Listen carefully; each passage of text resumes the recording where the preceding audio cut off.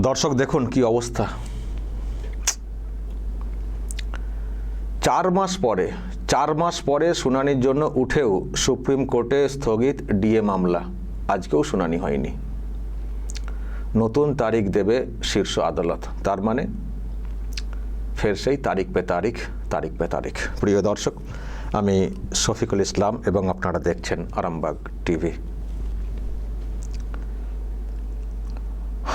4 মাস পরে আজকে মামলাটা উঠেছিল এজলাসে। তবে যে সময়ে মামলাটা উঠেছিল আমরা তো আশাই করতে পারিনি যে ওই সময়ে মামলাটা উঠে যাবে এজলাসে। কারণ মামলার যে শিডিউল এমন রাখা হয়েছিল, আজকে মামলাটার ওঠারই কথা ছিল না কার্যত। মানে আজকে যে কটা মামলা রাখা হয়েছিল তার মধ্যে একেবারে শেষ মামলা হিসেবে এই ডিএ মামলাকে রাখা হয়েছিল, শেষ মামলা হিসেবে। কিন্তু তা সত্ত্বেও আজকে মামলাটা উঠে যায় 3:20 নাগাদ। তার মানে মামলাটা শোনার জন্য যথেষ্ট সময় ছিল এজলাসের। কিন্তু তা সত্ত্বেও হিয়ারিংটা হয়নি এই কারণে, যখন উঠল মামলাটা, রাজ্য সরকারের যিনি আইনজীবী ছিলেন অভিষেক মনু সিংভি, উনি বলেন যে আমার সময় লাগবে, আমি তৈরি নই, আমার সময় লাগবে, ব্যাস। রাজ্য সরকারের আইনজীবী যেই বললেন যে আমার সময় লাগবে, বিচারপতিরা যেন হাঁপ ছেড়ে বাঁচলেন যে বাহ, আর শুনতে হবে না। জাস্টিস রায় এবং জাস্টিস ভাট্টি যেন হাঁপ ছেড়ে বাঁচলেন যে আর শুনতে হবে না। রাজ্য সরকারের আইনজীবী সময় চাইছেন, মানে আর শুনতে হবে না, ব্যাস। মামলাকারীদের তরফ থেকে যারা ছিলেন আইনজীবীরা, তারা বলেন যে আমাদের কথাটা শোনা হোক, অন্তত 8-10 মিনিট আমাদের কথাটা শোনা হোক, সময় তো আছে। শুনলেন না জাস্টিসরা।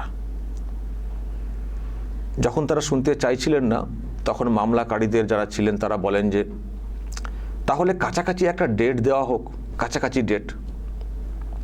এবং কাছাকাছি ডেট বলতে গিয়ে পুজো কথাটা উঠে আসে, পুজোর আগে এরকম। তো যখনই পুজো কথাটা উঠে আসে তখন জাস্টিসরা আবার পুজো মানে পুজোটা নিয়ে খানিকটা যেন ঠাট্টা করা, ও পুজো এরকম। তো এইসব হতে হতে ওনারা চলে গেলেন, না মামলা শুনলেন, না শর্ট কোনো ডেট ঘোষণা করলেন, কিছুই করলেন না, চলে গেলেন, ব্যাস। এখন কবে তারিখ হয়তো ভিতরে গিয়ে দেবেন, বা যারা মামলা শিডিউল করেন তারা ঠিক করবেন। তার মানে এখন কবে আবার সেই তারিখটা আসবে, পুজোর আগে আদৌ কোনো ডেট আসবে নাকি পুজোর পর চলে যাবে, কে জানে। ফলে মামলা সেই তারিখ পে তারিখ হয়ে রয়ে গেল, স্থগিত হয়ে গেল। সেই কবে থেকে চলছে, 22 সালের 28 নভেম্বর, সেই থেকে এটা নিয়ে 13 বার উঠল মামলা। তার সত্ত্বেও কোনো নিষ্পত্তি হলো না। এই রকম একটা সিরিয়াস ম্যাটার। ডিএ মানে প্রচুর মানুষের স্বার্থ জড়িত, যারা বর্তমান রয়েছেন, যারা প্রাক্তন হয়েছেন, মানে যারা অবসর নিয়েছেন, যারা চাকরি করতেন, অনেকের স্বার্থ জড়িত। এমন একটা সিরিয়াস ম্যাটার, গোটা দেশ জুড়ে একটা সিস্টেম চলছে, পশ্চিমবঙ্গে অন্য সিস্টেম চলছে। তো সেটারই বিচার চাইছিলেন মামলাকারীরা, যেখানে কলকাতা হাইকোর্ট 6 বার অর্ডার করেছে, তারপরেও মানা হয়নি। রাজ্য সরকার ওই খেলতে সুপ্রিম কোর্টে চলে গেছে। তো সুপ্রিম কোর্টে গিয়ে এখন এমন খেলছে যে মামলাকারীরা আর পাত্তাই পাচ্ছেন না, যারা কলকাতা হাইকোর্টে একাধিকবার তাদের পক্ষে অর্ডার করাতে পেরেছিলেন, কিন্তু সুপ্রিম কোর্টে গিয়ে তারা পাত্তাই পাচ্ছেন না। ডেটই হচ্ছে, ওই যে ডেট হলেও হিয়ারিং হচ্ছে না, 13 বার উঠলো এটা নিয়ে। তো এই যদি হয় দর্শক, তাহলে অবশ্যই প্রশ্ন উঠবে যে তাহলে সুপ্রিম কোর্টের প্রতি ভরসা কি করে থাকবে সাধারণ মানুষের, যে এই রকম একটা সিরিয়াস ম্যাটার, এত মানুষের স্বার্থ জড়িত। গোটা দেশে একটা সিস্টেমে দিয়ে দেওয়া চলছে কেন্দ্রের হারে ম্যাক্সিমাম জায়গাতে, আর বাংলাতে এত পিছিয়ে বিষয়টা। তো একটু মামলাটা শুনবো না? আর রাজ্য সরকার ওই এখনো তৈরি নেই, তেড়েফুড়ে ছুটে গিয়ে মামলা করে ফেললো, এখনো তারা তৈরি নয়। এখনো আইনজীবী বলবেন যে আমি এখনো তৈরি নই, সময় লাগবে। আর বলা হচ্ছে, আর জাস্টিসটা শুনেও ফেলছেন। এতদিন ধরে মামলা চলছে, এখনো বলছেন সময় লাগবে, আর সময়টা দিয়েও দিচ্ছেন, কাছাকাছি সময় লাগবে, ঠিক আছে আজকে আপনি তৈরি নন তো কালকে আসুন, বলে কালকে ডেট দিই, উঠে চলে গেলেন, কোনো ডেট নেই। তো যদি এটা হয়, চোখের সামনে যদি এই সবগুলো আসে, এবার তো প্রশ্ন উঠবেই দর্শক, যে তাহলে কি আইনি সিস্টেমে বিচার হচ্ছে না? সুপ্রিম কোর্টেও ওই মুখ দেখে, লোক দেখে, আইনজীবী দেখে প্রশ্ন তো উঠবেই যে একটা মামলা কবে থেকে চলছে, তারিখের পর তারিখ চলে যাচ্ছে, 13টা ডেট হয়ে গেল, এখনো সেই মামলা শোনার মতো সময় হলো না। আর আজকে যথেষ্ট সময় ছিল, অভিষেক মনু সিংভি কেন সময় চাইবেন? কেন তিনি তৈরি হবেন না? কবে থেকে মামলা চলছে? হয়ে গেল, সরকার পক্ষের লোকেরা বললেন যে সময় লাগবে, ব্যাস মামলা স্থগিত। এ মামুলি কথা হচ্ছে নাকি? মামলা না মামুলি? খুব অবাক কাণ্ড দর্শক, খুব অবাক কাণ্ড। জানি না কি হবে। ওই জাস্টিস রায়, তার নাকি শুনছি জানুয়ারিতে অবসর আছে। আদৌ তার মধ্যে উনি আর শুনবেন নাকি জানুয়ারি মাস পর্যন্ত টেনে টেনে গিয়ে ছেড়ে দেবেন, মানে আরও সময় যাবে, তিনিও শুনবেন না, এদিকে সময় যাবে, কে জানে কি হবে বিষয়টা। খুব প্রশ্নের দর্শক, খুব প্রশ্নের। এবং মাঝখান থেকে অনেক কিছু যে খেলা চলছে বা আইনি খেলা চলছে, যা বলার আপনারা বলবেন, খুব দুর্ভাগ্যের। মানে এগুলো না মানুষের চোখের সামনে একেবারে পরিষ্কার হয়ে যাচ্ছে, মানুষের চোখের সামনে না পরিষ্কার হয়ে যাচ্ছে, এবং সুপ্রিম কোর্ট সম্পর্কে, আস্থা সম্পর্কে প্রশ্ন তৈরি হচ্ছে যে হচ্ছেটা কি। এই সব ক্ষেত্রে ডেট হয়, মানে ডেট এলেও হিয়ারিং হয় না, এক তো ডেটই পাওয়া যায় না, কাছাকাছি ডেট হলেও হিয়ারিং হয় না। আর দেখুন সরকার পক্ষের যখন তাদের নিজেদের দরকার, তখন দেখা যাচ্ছে সঙ্গে সঙ্গে ডেট হয়ে যাচ্ছে, সঙ্গে সঙ্গে হিয়ারিং হয়ে যাচ্ছে, সঙ্গে সঙ্গে অর্ডারও হয়ে যাচ্ছে। অদ্ভুত ব্যাপার একটা। আর যখন এই সবগুলো হয় এবং যখন মনে পড়ে যায় ওই ছবিটা কদিন আগে কলকাতায় স্টেজে এমনভাবে কথা বলছিলেন সুপ্রিম কোর্টের প্রধান বিচারপতি এবং রাজ্যের মুখ্যমন্ত্রী, যেন একেবারে ভাই বোন, খুনসুটি, ঝগড়া, তর্কাতর্কি একেবারে একসঙ্গে, যেভাবে এদিকে প্রোগ্রাম চলছে, সকলকে ওই সংবর্ধনা দেওয়া হচ্ছে ইত্যাদি, কিন্তু ওনারা নিজেদের মধ্যে তর্কাতর্কি, মানে কি চলছিল কে জানে, বলতে পারবো না, প্রায় 2 থেকে 3 মিনিট এই ভিডিও সামনে এসছিল। তো তখন এটা থেকে একটা কথা মনে হচ্ছিল যে সুপ্রিম কোর্টের প্রধান বিচারপতি যেভাবে উনি মুখ্যমন্ত্রীকে পাত্তা দিচ্ছেন বা একটি দলের নেত্রীকে যেভাবে পাত্তা দিচ্ছেন, তাহলে তো মনে হয় যখন কোনো হিয়ারিংয়ের ডেট থাকে মনে হয় ফোন করলেও ফোন ধরেন। মানে এতটাই দেখছি যে মমতা ব্যানার্জিকে পাত্তা দিচ্ছেন সুপ্রিম কোর্টের একজন প্রধান বিচারপতি হয়েও, এবং সেটা মানুষ দেখছেন, রাজ্যের মানুষ দেখছেন, দেশের মানুষ দেখছেন। এটাও তো ভালো দিক না, এটাও তো ভালো বার্তা না যে দেশের মানুষ দেখছেন যে প্রধান বিচারপতির সঙ্গে একজন তর্কাতর্কি করে যাচ্ছেন, একেবারে ঝগড়ার মতো করে, যেমন ভাই বোনেদের ঝগড়া হয় না মাঝে মধ্যে, আমি আর অন্য কোনো সম্পর্কের কথা বললাম না।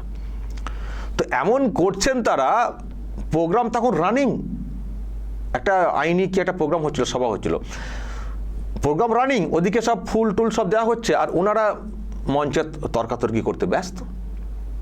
তো সেটা দেখে আর যাই হোক এটুকু পরিষ্কার হয়েছিল যে তার মানে সুপ্রিম কোর্টের প্রধান বিচারপতি রাজ্যের মুখ্যমন্ত্রীকে কতটা মান্যতা দেন বা কতটা পাত্তা দেন এবং কতটা অ্যাভেলেবেল, সহজলভ্য ওনার কাছে, একজন মুখ্যমন্ত্রীর কাছে একজন প্রধান বিচারপতি সুপ্রিম কোর্টের কতটা সহজলভ্য যে উনি রীতিমতো তর্কাতর্কি করছেন। তো যখন এই দৃশ্য মনে পড়ে যায়, আবার যখন এই অর্ডারগুলো বা এই বিষয়গুলো সামনে আসে, তখন তো প্রশ্ন জাগে যে সত্যিই কি নিয়ম মেনে সবার জন্য আইন সমান, এই ফর্মুলাতে বিচার কি চলছে সুপ্রিম কোর্টে, নাকি সবটাই ইদিক উদিক এমুক সেমুক দেখে দেখে? প্রশ্ন জাগবে না? 13টা ডেট হয়ে গেল, আজও হিয়ারিংটা কমপ্লিট হবে না। সরকার পক্ষ বলল সময় লাগবে, ব্যাস একেবারে সব তুলে দিয়ে ধাব্বা গুটিয়ে দিয়ে চলে যাবেন বিচারপতিরা।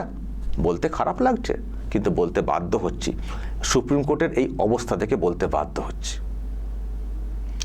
তো যে সুপ্রিম কোর্টের প্রধান বিচারপতির এই রকম অবস্থা, একজন পলিটিক্যাল ফিগারের সঙ্গে প্রকাশ্যে তর্কাতর্কিতে জড়িয়ে যান বা অন্যকে সেই তর্কাতর্কি করার সুযোগ দেন, এতটা পাত্তা দেন, এতটা আমল দেন। এবং আর একটা ভিডিও তো দেখলাম, আপনাদেরকে দেখিয়েওছি, এই এনাদেরই একজন আইনজীবী আর কি লড়েন সুপ্রিম কোর্টে, কপিল সিব্বল, তার কিভাবে পরিচয় করাচ্ছেন ব্রাজিল থেকে আসা যারা প্রতিনিধি তাদের সঙ্গে।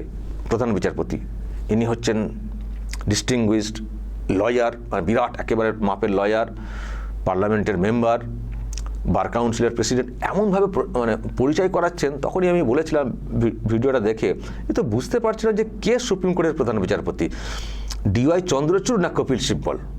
যেভাবে ডিওয়াই চন্দ্রচূড় পরিচয় করাচ্ছেন বিদেশের এক যারা এসছেন আর কি ব্রাজিল থেকে, কপিল সিব্বলের একজন আইনজীবীর মনেই হচ্ছে না যে উনি প্রধান বিচারপতি আর কপিল সিব্বল আইনজীবী, যেন উল্টোটা মনে হচ্ছে।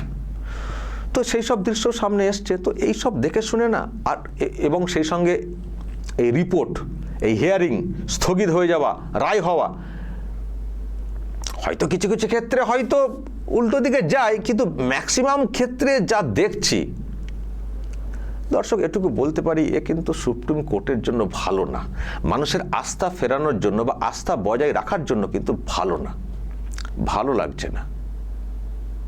হলো না, আজকেও হিয়ারিংটা হলো না, যথেষ্ট সময় ছিল, হিয়ারিংটা হলো না, আইনজীবীকে বলে হিয়ারিংটা করা গেল না, স্থগিত হয়ে যাবে আজকের মামলাটাও, কাছাকাছি তারিখও দেওয়া হবে না, মানে কোনো সিরিয়াসনেস নেই, কোনো এটা যেন তেমন কোনো বড় ম্যাটার না। ওই ভাইপোর কি হবে, রক্ষা কবচ হবে কি হবে না, বা ওই বিদেশে যাবেন কি যাবেন না, বা অন্যান্য মামলা সিবিআইকে আটকানো যাবে কি যাবে না, ওইগুলো সব বিরাট ভাইটাল।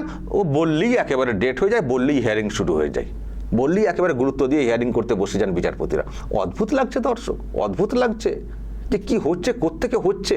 জানি সুপ্রিম কোর্ট আইনি মাধ্যমে চলে, কিন্তু আইনি মাধ্যমে চললেও ওই যে আইনের ফাঁক আছে বলে একটা কথা আছে, এখন সেই আইনের ফাঁককে ইউজ করে কোত্থেকে যে কী সব হয়ে যাচ্ছে কে জানে।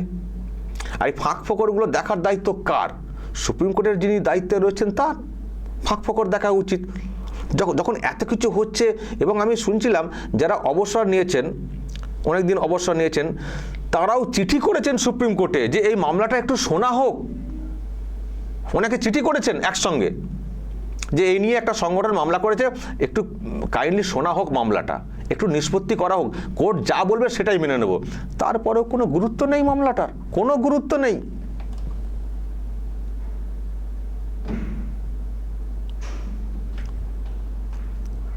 তো যাই হোক, খুবই অদ্ভুত ব্যাপার। আর এবার তো মনে হয় এই ডিএ চাইতে গেলে এবার না মার খান সরকারি কর্মচারীরা। মার বলতে কি, যারা শাসকের যারা লেটেল বাহিনী আছে আর কি, তাদের দ্বারা যেন এবার না তারা মার খান। কারণ তারাও পরিষ্কার তো বুঝতে পারছেন যে সুপ্রিম কোর্ট তো ওই দিক দিয়ে ঠিক আছে, তো এবার মামলা ইত্যাদি এবার পিটবো, এবার মার খেতে হবে। সুপ্রিম কোর্ট যেভাবে বিষয়টাকে এটা করছে, আর আইন শৃঙ্খলা বলে এমনিতেই তো জানেন রাজ্যে কিছু নেই, এরপর এই ডিএ মামলাকারীদের ওপরে অত্যাচার হবে। দেখবেন এই যারা ধর্ণা মঞ্চে বসে রয়েছেন বা এইসব, দেখবেন এবার তারা টার্গেট হয়ে যাবেন, অত্যাচার হবে এবার মারামারি মানে মারধর শুরু হয়ে যাবে। এমনিতে তো শুনছি অনেককে টার্গেট করে সব হচ্ছে, আরও শুরু হয়ে যাবে, কারণ তারা একটা আস্কারা পেয়ে যাচ্ছেন, ও সুপ্রিম কোর্ট আছে, ও তো কেউ পাত্তা দিচ্ছে না সুপ্রিম কোর্ট, এবার দাঁড়াও না, পিটিয়ে বসিয়ে দেবো, এরকম শুরু হয়ে যাবে। মানে আর যেটুকু যা আছে এটুকুও থাকবে না। এই সরকারি যারা কর্মচারী তারা একটা কিছু করুন না। আমার তো মনে হয় যদি কোনো বড় কোনো কর্মসূচি ঘোষণা করেন, আমার তো মনে হয় এবার তাদের বিরুদ্ধে সব অ্যাকশন নেওয়া শুরু হয়ে যাবে, যাচ্ছে তাই অবস্থা শুরু হয়ে যাবে। কিন্তু এই সমস্যার সমাধানটা করবে না সুপ্রিম কোর্ট, শুনবে না। 13টা ডেট চলে যাবে, আজও তাদের সময় শোনার সময় হবে না। রাজ্য সরকার কিছু একটা বললো, স্থগিত হয়ে যাবে। অদ্ভুত দর্শক, অদ্ভুত। আর আমি জানি না কালকে ওই এসএসসির একটা হিয়ারিং রয়েছে, ওটাও আদতে কিছু হবে কিনা। কালকে পর্যন্ত স্টে অর্ডার ছিল না, কলকাতা হাইকোর্ট যেটা ওই 26,000 চাকরি বাতিলের যে অর্ডারটা করেছিল, তাতে তো কালকে পর্যন্ত, আগামীকাল পর্যন্ত স্টে, ওই অযোগ্যদেরকে বাছাই করতে হবে ইত্যাদি ব্যাপার। তো ওটারও হিয়ারিংটা কালকে কমপ্লিট হবে কিনা বা হিয়ারিংটা হবে কিনা সন্দেহ আছে। সুপ্রিম কোর্টের যা অবস্থান দেখতে পাচ্ছি এবং সুপ্রিম কোর্টের যেভাবে পরিচালনা করা হচ্ছে, বিভিন্ন দিক দিয়ে, তাতে ওই সমস্যার সমাধানটাও আদৌ হবে কিনা সন্দেহ আছে। ওই দেখবেন অযোগ্যরা চাকরি করে যাবেন, আর যোগ্যরা রাস্তাতে ওই পড়ে পড়ে কাঁদতেই থাকবেন। এই সমস্যারও সমাধান সুপ্রিম কোর্ট আদৌ দ্রুত করবে বলে আমার তো মনে হচ্ছে না। দেখা যাক কালকে কি হয়। খুবই দুর্ভাগ্যের দর্শক, খুবই দুর্ভাগ্যের। দর্শক কি বলবেন, যা বলার বলবেন কমেন্ট বক্সে, নজর রাখবেন আরামবাগ টিভিতে।